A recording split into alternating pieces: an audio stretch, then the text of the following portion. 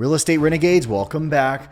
There are changes, massive changes unfolding in the Central Florida housing market and in the state of Florida at large. Changes that are now catching attention of some of the largest real estate aggregators in the country. Long gone are the days where buyers, even buyers in the lower and middle class price ranges, those areas that are highly contentious, not just from purchasers looking to buy their first home, but also investors looking to snag a well-priced home and an inventory that can go up well into the millions of dollars. This particular marketplace that we see today is now striking a new tune, that affordability at last is returning to the housing market. Just the early signs. I know what you're saying. Jared, it's ridiculously expensive. It's happening, and it's starting here in Florida, particularly here in Central Florida. Today, I'm going to tell you, if you're looking to buy, how to do it in a wise way, considering what's going to happen under a Trump administration in the next 3 to 4 years, as well as what you home sellers can expect to do to make sure you're ahead of these changes, to make sure you are the preference to buyers who now, as we see, have far more choices than they've ever had in 6 or 7 years, meaning that if you're out there in the market and you're looking to buy a home, you're going to get some meaty concessions. I'm going to show you the data. I'm going to give you some exact scenarios and some things to think about no matter which side of this fence you're on, so that you can make great decisions here in the winter of 2024 and also the spring and summer cycle of 2025. Let's get into it. Now, the reason I want to cover this is that there have been a multitude of stories from economists in the last week and a half, talking about the glaring shift in the market, how there's a massive shift in affordability in specific pockets. I'm going to show you today exactly where those changes are happening. So take a look at this particular headline that just broke a couple of days ago. It says, competition for homes is easing fastest in Florida and Texas. Now, Zillow found that research when they came into this most recent market data report that they brought to the market, which is buyers market spreads from the South as inventory recovers October 24. Now take a look at these changes they point out. The top of the headline says, home buyers are gaining leverage in negotiations across the US as competition over homes eased in October. Zillow's heat index market shows competition nationwide remains neutral. Now, remember, when they're talking about the housing market, they're trying to help you understand that there's times when sellers have control. They demand what a buyer will pay. They are the ones setting the standard for the game based on how many of them there are to choose from. Now, if that market shifts and there's lots and lots of sellers, then buyers will then gain control. If there's fewer buyers and many sellers competing for a smaller pool of buyers, you probably get that notion. But as we look at data and we look at each market, every market is different. You can't just hear a headline and run out and try to lowball every seller in a specific market where it might be hot. You have to do very neighborhood by neighborhood or community by community research. Look at what they're saying on the index though, because this is a changing narrative that we're seeing in the news. Zillow's heat index for the United States is actually dropped neutral for 4 periods straight. Look at this. Now, you understand who's giving us this data. This is Zillow, who has a team of economists, and they are more to be positive on the market. Zillow is a hype machine. They sell internet leads. They want a lot of buyer activity. They want a lot of buyer positivity. So for them to say, okay, this is their voice saying, we are now seeing a neutral. I said negative, but it's now neutral is what they're calling it. They're not saying it's a strong buyer's market yet. Okay. They're not saying that buyers have massive control. They're saying they just call it neutral. Okay. Understand, when it's gray, it means that some places around the US have buyers can ask for anything and the sellers will probably do it. Okay. There's places where there's a lot of competition, but this is an interesting narrative because look how in the past, the trend, look at the trend. So here we are going at the end of 2023. There was one period of neutrality. Look at this. When we had the first time interest rates were raised by the Fed, and all of a sudden it shocked the market because right here interest rates were like 3%. Then they jacked them up to 7% overnight. 7% interest rates freaked everybody out, and the market went to 2 periods. But look where it is now. Okay, so now we're bottoming towards one of the lowest periods on record for a 7-year run, because this chart goes all the way back to 2018. You can see, and again, it needs 2 or 3 more periods of kind of a decline, but you can clearly see what's happening. We have a winter season where they're going to report 3 or 4 more months, and depending on how much buyers pull back, because you're going to see in a second, why is this changing? Is it because there's so many sellers that are just pushing houses and it's full desperation? Or is it it's just a normal amount of sellers, or even a low, still anemic amount of supply? Very few choices, yet buyers are so iced out, they're just not doing it. We're going to kind of look into that, but let's understand what's happening in the market right now. Look at this. Zillow's latest market shows that Pittsburgh and Louisville joined 11 other metros where buyers have an edge over seller negotiations in October. Now, again, I know we're most likely you're watching this in winter or maybe even early 2025. Understand this is the most recent data, and this is a clear picture of where we are right now.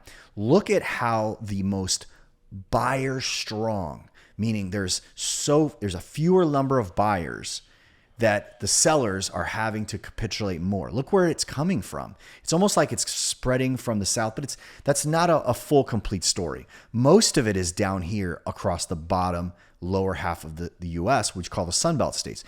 All of these grays that you see in Seattle, Portland, Denver, Salt Lake, Phoenix. There's a market over here in California, which I'm not sure which one it is, it's not labeled.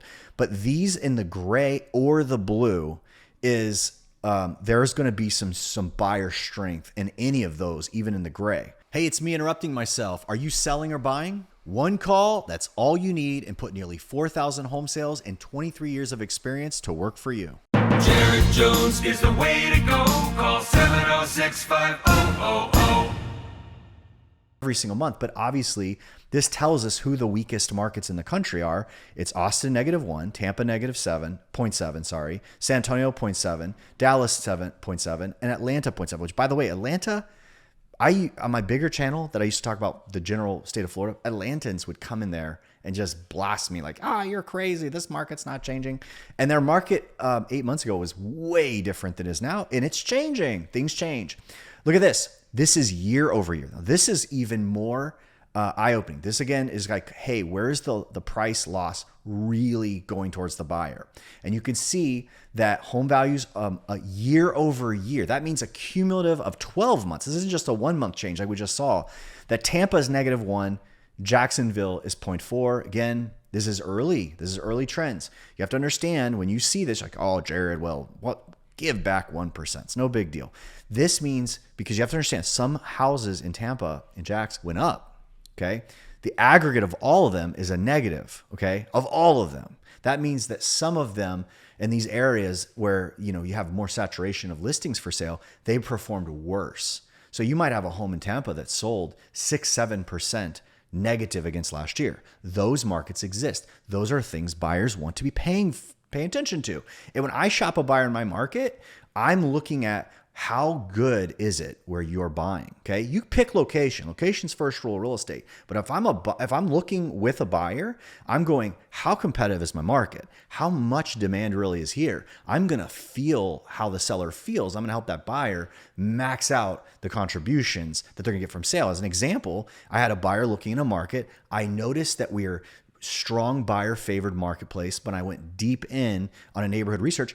This is a VA buyer, got an amazing house in the over 2,000 square feet, beautiful 3rd-acre lot here in a reasonable drive to downtown Orlando. Nice space and a nice home, around 360, which is well below comps.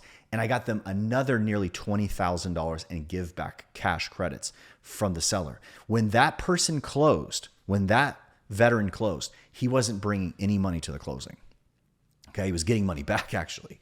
So those things are happening, and you got to be wise as a buyer right now, because in some markets there is a change. Okay, look at this heat index. Okay, so the heat index that Zillow runs aggregates things like how long does it take to sell? How is price changing? Is it dropping? Is there a lot of listings for buyers to choose from? Are buyers sitting on the sidelines? Look at this.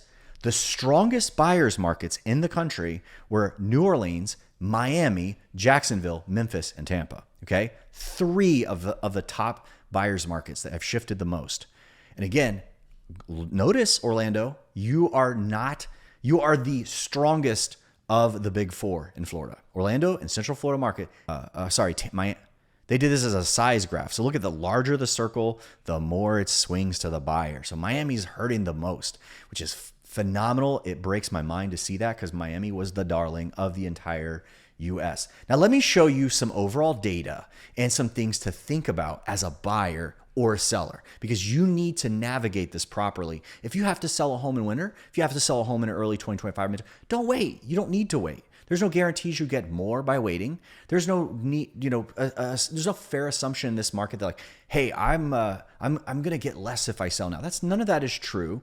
And also for a buyer, your prerequisite decision making, what you're entering this process and qualifying as you go in needs to be slightly different. But look at the data for these markets. Okay, across the top, I'm going to show you Miami, Orlando Jax, and Tampa as a point of comparison. I'm going to show you the metro area. We're going to look at their home value index. So what is Zillow aggregating their middle of the range median price for that area? How has it changed year over year for each of these markets?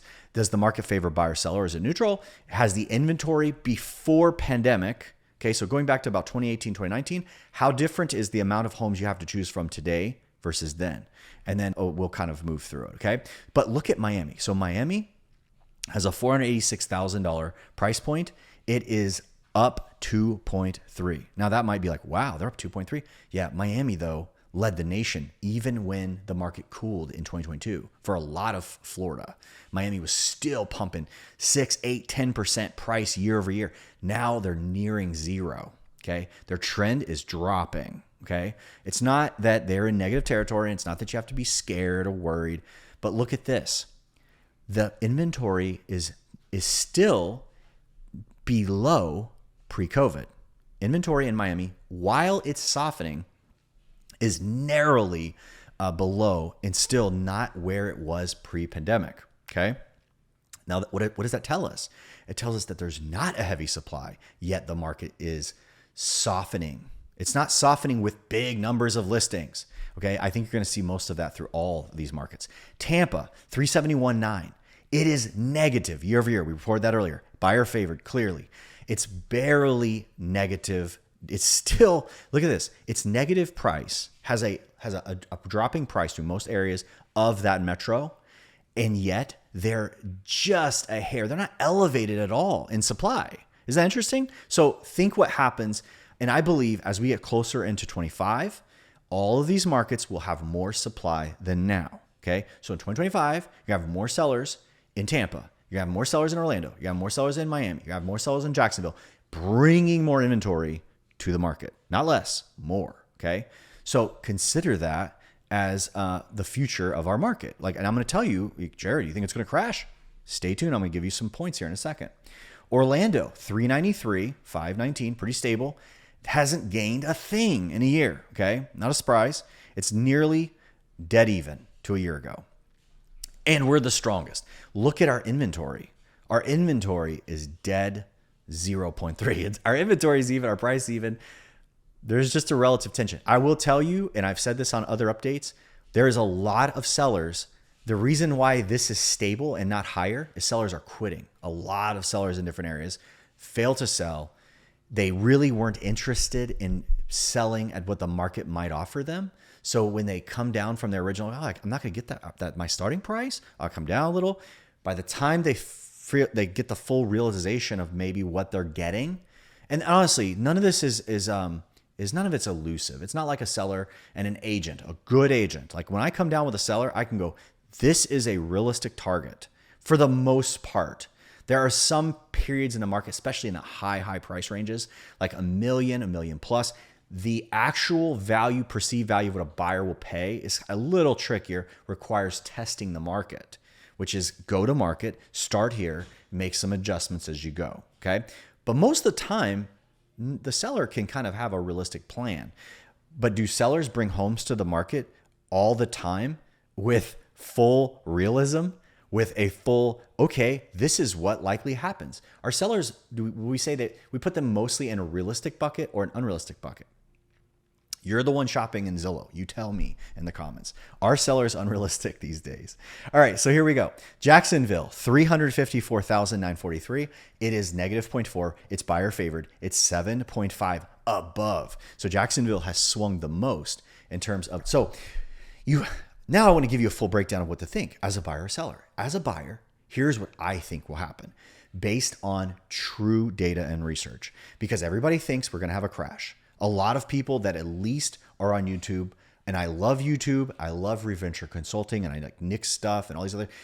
I'm not competing for eyeballs across the country as I make videos. I am looking to talk to Central Florida about what's happening here. And here's the likely outcome that I see taking place. And I tell this to every buyer. Buyers will always come to me and say, Jared, I trust your stuff. I've been watching you for years. What's going to happen? I believe that there is going to be a stagnant price ongoing till the market catches up. Okay. So here's what I mean. Was there an absolute run up in price blasting affordability for home buying? Absolutely. That's a fact. It's uncomprehensible. We had a rate of growth in price that is nearly incomprehensible. It is not relative to normal passage of time, normal 4, 5, 6% year over year appreciation for housing. It made up years of growth in a very short period of time. Now, what can solve that problem is two things. And most people focus on only one of those two things. One thing that can solve that problem is the market crashing in price. Overnight, home prices just drop. That's what everybody was wanting. That's what everybody's hoping for. But unfortunately, part two is a relative reality based on what is actually happening, based on the administration coming to the White House, based on what I foresee coming, based on what banks are predicting, because their money is the actual buyer for 70% of all housing. It's not our money. It's banks' money. Banks make very skilled decisions. I'm going to tell you what they see, because here's the reality. We have had a market that's much stronger than everybody has thought. Okay. So many people, especially the most biggest doomers, have thought we were going to have a trailing economy. Things are going to get bad. Recession will grow. I've even thought, man, I thought we would have a way bigger unemployment by now, but we don't. We have some definitely weakness in the market. But what I also think, but the other thing that I think is oft overlooked is the second reality, which is what? Price just stays stagnant. If price stays stagnant, you don't have the 4, 5, 6% gain year over year. The gains that were made in end of 2020 and 2021, which is really what created the balloon, that's probably another 15 or 20%. Remember, if you had 6% every single year, you'll make that up in 2 to 3 years. So 2 to 3 years down the road, if there was just a natural path of appreciation from 2019 on, by the time we hit 2027 or 2028, we're back on that track if we just flatten sideways. And that's apparently what is happening to the data. That is a reality, that it's not just a drop in price that creates affordability. Time on market stagnancy will also create that. Some sellers are going to say, I went out faster. I'm going to price in today's market what I need to get out. Some of the markets now, that number is different. And here's the thing that buyers need to consider. Buyers, if you consider buying a house, then you need to be on the ride for a minimum 3 to 5 years if you're putting down less than 15% or less than 10%. Okay? 10% or less, minimum 36 months of home ownership, maybe longer. Okay? And I think you will be fine. This is my opinion. This is an investment advice. But here's the reality. I recently went to the banks, and this is how you can tell when will interest rates be low again. When will they truly be low again? Because right now, you can go out and you can buy a house and or 5%, where I ask the seller to pay my buyer 3 to 4% of the purchase price at the closing. Okay, so for instance, a $400,000 purchase, the seller pays my buyer $15,000 or $16,000 in credit. That credit goes to a buy down. Okay, that buy down brings that buyer into the home in year 1 with a 3.99% interest rate. Year 2, it's 4.99%. Year 3 is 6. In year 4, it goes to a 30-year fixed at today's market rate, which is around 6 point something, 6.9, whatever. Now, at that point, that tells me that the banking system believes that at least inside of 4 years, something's going to... Jared, now you might be saying, Jared, what happens if the interest rate never comes down? Well, I'm just telling you, I've looked at data, which the best way we can tell what will happen in the future is look at the past. And my belief is that we will be in 4% interest rate territory again inside of 4 years, in all likelihood by 3-year mark. So between now and 3 years, I believe that anybody that buys a house right now using an instrument that then buys them time. So ultimately, the cost for a buyer to a home is a payment. If you can bring the cost of financing down to a point where in the future, you have a shot at then financing at 4% or 4.5%, or even if say the going rate at that time is 4.5, you can maybe buy it down and have a loan for life with a little bit of a buy down at that time. You say, Jared, what do you mean? 4.5, the lender may say, hey, you can buy down the interest rate for this final loan that you're going to have. If you pay half of a percentage point of your loan, you'll get a refinance. Charge me 1.5% off my refinance, get me from 4.5 to 3.75. I keep the 3.75 for life. You do the math on that. You're like, hey, this works out really great. Okay. Now, obviously, you always have to plan for any outcome, but that is how a buyer in today's market, and also a seller in today's market, can look at freeing themselves, moving where they want to go. Because I'm going to tell you, when I look at the data of how few sellers on the market, I clearly see that a lot of sellers are locked in. They have that great interest rate and they're afraid of the 7% interest rate, and they really do not want to be there anymore. They really shouldn't be there anymore. They don't want to own it anymore for whatever reason, but they're holding off the decision. I think many more will figure this out. That, hey, I can go ahead, and the seller wants to sell that home. I want their home. They will insulate my expense of these high 7% interest rates right now, get me over the next 36 months so that I can then plan for the final. And remember, in a stabilized price environment, you cannot buy a home with short-term thinking. You cannot come in and say, well, if I don't like it, I'll move next year and I'll sell it in the market. No. Because you're going to have 5, 6, maybe 7% more in closing costs on the way out that you have to pay for. And if you didn't put a whole lot of money down, you might be bringing money to closing to get out of that scenario. You do not want that. And you shouldn't. You shouldn't even plan to be like that. And all you have to do is make sure that you've thought through what you're going to do. Sellers, you're going to have to look at the marketplace with realistic lenses. What has actual owners around you actually got recently? What are the ones that are doing on the market? What are they asking? And again, if they're in active status, that's not a realistic number that you might get. Most sellers look at, well, they're asking this. My house is way back. No one's agreed to buy those houses. Okay. Also, look at what's canceled. Look at what withdrew. What failed to sell is a great indicator. All those things are going to tell you exactly what you're going to need to do in the market, including possibly considering those concessions so the buyer's interest rate comes down. By the way, as a seller, you might get more for your house. You might get a higher price if you offer those concessions so the buyer's interest rate comes down. Because when they look at the payment with the amount of concession, that's just a creative way to build your price up. Maybe the buyer won't be like, oh, yeah, I'll pay that number with a little bit of credit back because my interest rate's going to start at 3.99. And ultimately, a lower interest rate will be better for the buyer. It'll save them more money every month than you cutting your price by 50 grand or 20 or whatever money you cut it. The buyer's going to save more money because 60 to 70% of all buyers in most every market in Florida, including Central Florida, they're financing. They need a break. They need their payment to be affordable. Above all, that's where the trickiness is. And insurance, I know that's coming in the comments. Recent up. So that's the news. Tell me if you're in the Central Florida area and you're looking for a great church, I'd love for you to join me at the Grove Bible Chapel. Just visit joinmeatthegrove.com for full details. When you're buying or selling a home, the process itself can feel overwhelming. When this happens, you need a real estate expert that can turn this around for you. So all you need to do, make one call, that's all, and put nearly 4,000 homes sold and my 23 years of experience to work for you. Jared Jones is the way to go. Call 706-5000.